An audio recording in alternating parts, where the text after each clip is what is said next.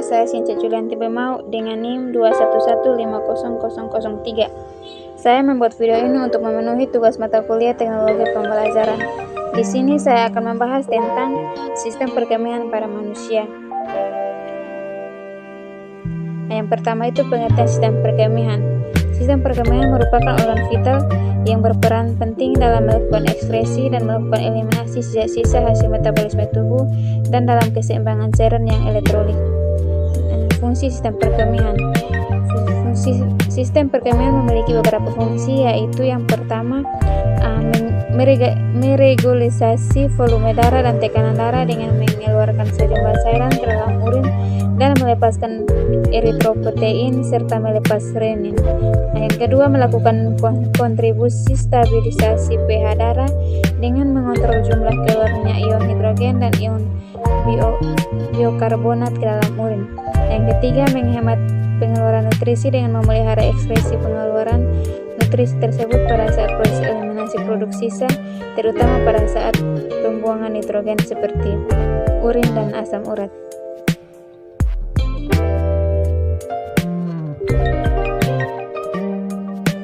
Yang berikut adalah gambar sistem perkemihan. Dalam sistem perkemihan itu terdapat beberapa bagian, yaitu yang pertama ginjal, arteri ginjal, ginjal vena, ginjal aorta, vena cava inferior, ureter, dan kantong kemih, dan yang terakhir adalah uretra. B adalah anatomi sistem perkemihan. Dalam anatomi sistem perkemihan itu terdapat beberapa bagian, yaitu yang pertama ginjal. Ginjal adalah organ saluran kemih yang terletak di rongga retroperitoneal bagian atas. Bentuknya menyerupai kacang dengan sisi kemedial. Tikungan ini disebut sebagai hilus renalis, yang di dalamnya terdapat aspek pelvis renalis dan struktur lain yang merawat ginjal, yakni pembuluh darah, sistem limfatik, dan sistem saraf. Besar dan berat ginjal sangat bervariasi.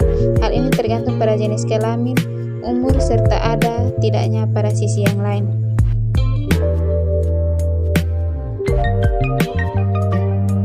Yang berikut adalah ureter. Ureter adalah organ yang berbentuk tabung kecil yang berfungsi mengalirkan urin dari filum ginjal ke dalam kandung kemih.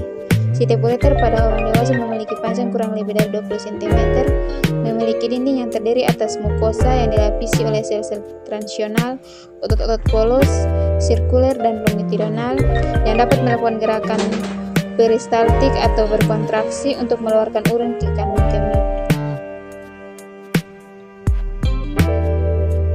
Kandung kemih adalah organ berongga yang terdiri atas 3 lapis otot destrusor yang saling beranyaman. Dinding kandung kemih terdapat 2 bagian besar, yakni ruang yang berdinding otot polos yang terdiri dari badan atau korpus yang merupakan bagian utama di mana urin berkumpul, dan leher atau kulum yang merupakan lanjutan dari badan yang berbentuk corong. Kandung kemih berfungsi menampung urin dan ureter dan kemudian mengeluarkan melalui uretra dan mekanisme miksi atau berkemih. Yang berikut adalah uretra. Uretra merupakan tabung yang menyalurkan urin keluar dari kandung kemih melalui proses miksi.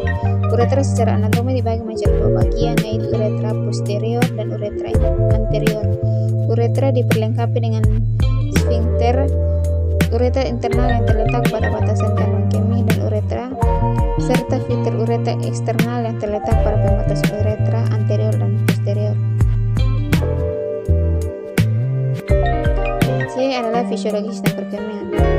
Fisiologi sistem perkemihan seperti pada saat vesika uriner atau kandung kemih tidak dapat menampung urin tanpa meningkatkan tekanannya, maka reseptor pada dinding vesikel urin akan memulai kontraksi musculus defusion. Dengan demikian mulainya kontraksi musculus defusor, maka terjadi relaksasi musculus pubocogues yang terjadi pengurangan topangan kekuatan uretra yang menghasilkan beberapa kejadian dengan urutan sebagai berikut.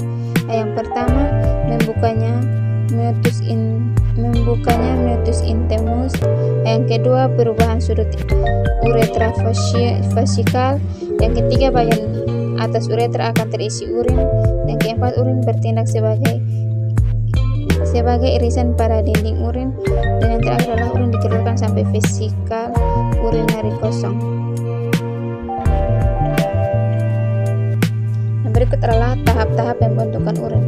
Yaitu ada beberapa tahap, yaitu yang pertama, proses filtrasi. Pada proses ini terjadinya glomerulus. Dalam proses ini permukaan afferent lebih besar sehingga terjadinya penyerapan darah. Yang berikut adalah proses reabsorpsi. Terjadinya penyerapan kembali sebagian ini dari glukosa, sodium, klorida, fosfat, dan beberapa ion karbonat. Nah, proses terjadinya secara pasif dikenal dengan obligator reabsorpsi terjadi pada tubulus atas. Yang ketiga adalah augmentasi atau pengumpalan. Proses ini terjadi dari sebagian tubulus contortus distal sampai tubulus pengumpal. Pada tubulus pengumpul masih terjadi penyerapan ion Na dan Cl dan juga urea sehingga terbentuknya urin sesungguhnya.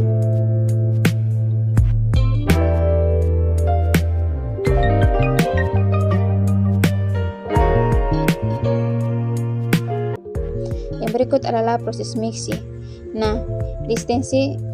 Distensi kandung kemi oleh air kemi akan merangsang stres reseptor yang terdapat pada dinding kandung kemi dengan jumlah 250 cc sudah cukup untuk merangsang kembalinya proses atomik berkemi atau proses mixi.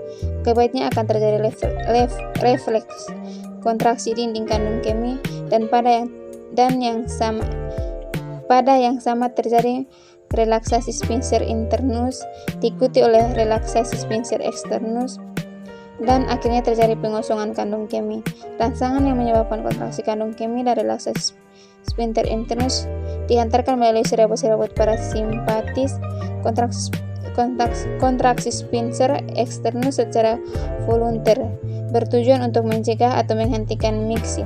Kontraksi volunter ini hanya dapat terjadi bila saraf yang menangani kandung kemi, uretra, madula spinalis, dan otak masih utuh.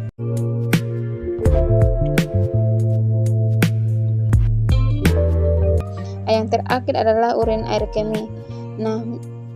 Mikrusi atau berkemi merupakan refleks yang dapat dikendalikan dan dapat ditahan oleh pusat persarafan yang lebih tinggi dari manusia.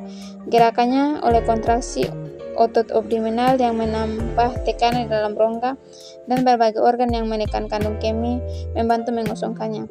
Rata-rata dalam satu hari 1 sampai 2 liter, tetapi berbeda sesuai dengan jumlah cairan yang masuk. Warnanya bening, orange, pucat, tanpa endapan. Baunya tajam, reaksinya sedikit asam terhadap lakmus dengan pH rata-rata 6.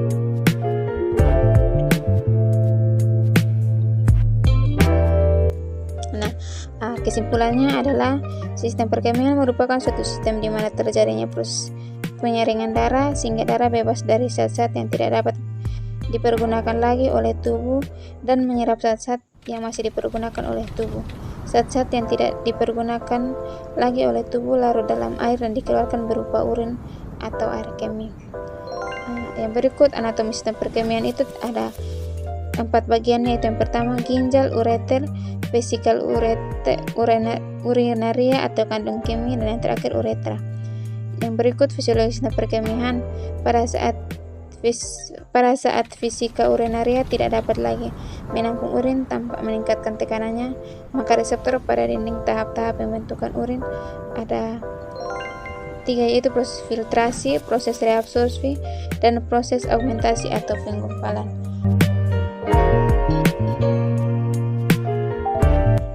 Sekian hasil presentasi saya, terima kasih.